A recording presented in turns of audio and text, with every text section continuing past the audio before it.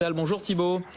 Bonjour Vincent. Vous en êtes le cofondateur et associé de Fastea. Bon, cette séance, oui, pas très dynamique, hein, moins 0,43%. Pas de grand changement hein, par rapport à il y a une heure où on s'est retourné à la baisse, mais on sent beaucoup de prudence à l'approche de la réunion de la Fed qui commence aujourd'hui et de la BCE ce jeudi. Exactement, un petit peu de prudence, on perd 0,4%. Bon, c'est pas dramatique, on est à 7460 points sur le CAC 40. Effectivement, un peu de prudence parce que la Fed et la BCE se réunissent mercredi et jeudi. On attend encore des hausses de taux pour les deux institutions. On a déjà eu une hausse des taux de la Banque centrale australienne qui est intervenue ce matin. D'autres hausses de taux devraient suivre dans les prochaines semaines, dans les prochains mois. Donc tout ça pèse un petit peu sur le marché pour le moment. On a aussi une dégradation de Sanofi, de Deutsche Bank ce matin qui passe à vendre, qui joue aussi sur un petit peu sur l'indice CAC 40. Sanofi perd presque 3%. On a aussi Total qui perd un peu plus de 1%. BP annoncé ses chiffres ce matin et qui est en baisse de 5%. On a notamment un plan de rachat d'actions qui est inférieur aux attentes et donc ça pèse un petit peu sur l'ensemble du secteur pétrolier. Et donc Sanofi et Total sont quand même deux gros poids lourds du CAC 40. Et forcément, si on se retrouve avec un Sanofi qui perd 3% et un Total qui perd 1%, forcément ça implique une baisse de l'indice ce matin, donc 0,41%, avec des volumes quand même assez importants, presque 700 millions d'euros échangés sur le CAC 40. Bon, relative bonne tenue de la technologie quand même. Hein.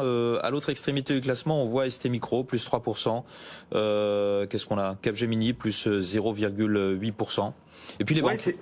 Oui, exactement. C'est pas si mal parce que effectivement les techs ont publié la semaine dernière, que ce soit STM et Teleperf. Alors les réactions des analystes et des investisseurs ont été assez négatifs. Donc une vente assez importante sur STM et Téléperformance notamment, alors que les publications étaient quand même plutôt correctes, notamment sur STM notamment sur STM. Donc là c'est plutôt un rebond technique sur les deux valeurs. On a Capgemini qui va publier cette semaine. On va en savoir plus dans les prochaines heures. Et on a les banques, et c'est effectivement ce que vous disiez à l'instant, c'est que les banques rebondissent aussi. Il y a HSBC qui a publié ce matin, c'est plutôt au-dessus des attentes. Et donc on attend maintenant les publications des différentes banques françaises qui vont intervenir dans les prochains jours. Bon, puis alors il y a une valeur qui explose littéralement à la hausse, hein, c'est Villemorin, plus 45% suite à l'OPA de Limagrin, c'est ça?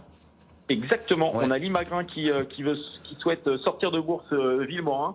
45% de hausse, donc 45% de prime par rapport au dernier cours coté sur Villemorin. Alors on a l'impression que c'est bien parce que ça gagne 45%, mais en fait c'est pas si bien que ça parce que on a une prime qui est certes importante par rapport au dernier cours coté, mais si on reprend un peu les niveaux de valorisation du groupe Villemorin, on s'aperçoit que la sortie se fait sur un niveau de prix entre 4 et 4,5 fois l'EBITDA 2023, donc ce qui est plutôt faible.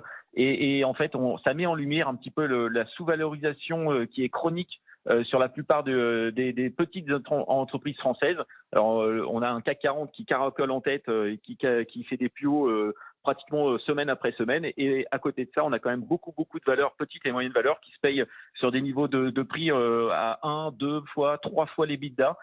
Donc on va dire des niveaux de valorisation particulièrement ridicules, surtout que la croissance est au rendez-vous. Les sociétés sont plutôt saines, mais aujourd'hui les investisseurs sont pas intéressés par ce marché des petites et moyennes valeurs.